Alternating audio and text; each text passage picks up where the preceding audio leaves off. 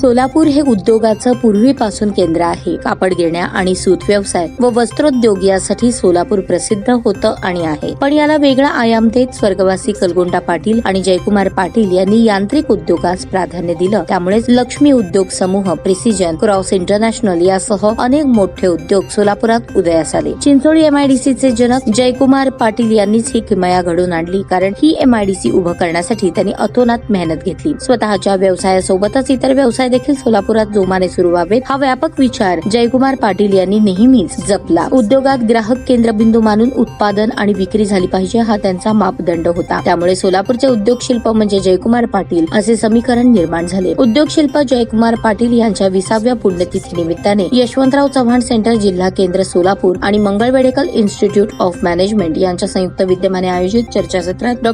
रावसाहेब पाटील यांनी आपले विचार व्यक्त केले. प्रारंभी प्राध्यापिका सविता वैद्य यांनी प्रास्ताविकात चर्चासत्र आयोजनाचा हेतू सांगितला. या उपक्रमामधील यशवंतराव चव्हाण सेंटरची भूमिका दत्ता गायकवाड यांनी आपल्या मार्गदर्शनातून विद्यार्थ्यांना सांगितली. प्रारंभी प्रिन्सिपल केपी मंगळवेढेकर तसेच आधुनिक महाराष्ट्राचे शिल्पकार यशवंतराव चव्हाण आणि उद्योग शिल्प जयकुमार पाटील यांच्या प्रतिमेचे पूजन मान्यवरांच्या हस्ते करण्यात आले. या प्रसंगी व्यवस्थापन शास्त्रातील विद्यार्थी तसेच प्राध्यापिका स्नेहल पाठक, प्राध्यापक टिंकेश गॅमलानी, सरफराज शेख, दिनेश शिंदे आदी उपस्थित होते.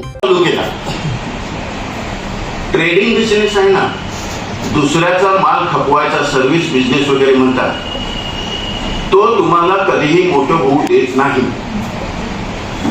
स्वतःच दुसऱ्याच्या मुलाला स्वतःच दूध पाजून तुम्ही मोठं होत नाही.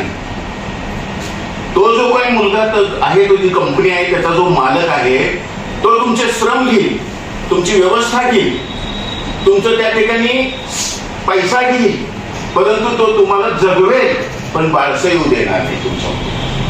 तेव्हा हा मूलभूत विचार जो आहे, उत्पादक व्हा. तुम्ही स्वतः उत्पादन केलं पाहिजे. ट्रेडिंग मध्ये तुम्हाला माहिती आहे, त्या ऑटोमोबाईल ट्रेडिंगचं जर तुम्हाला आता थोडंसं तुम्ही वाचत असाल, 1100 कोटीचं ट्रेडिंग म्हणजे 1100 रेव्हेन्यू चालू आहे आणि त्या ट्रेडरवाल्याला किती मिळालेले? 1100 कोटी रुपये. फक्त 1100 आहे, 1100 कोटी रुपये मिळत आहे. म्हणजे त्याला त्याचा नोकर आणि ताज्या बातम्या पाहण्यासाठी प्राईम महाराष्ट्र न्यूज चॅनलला सबस्क्राईब करा.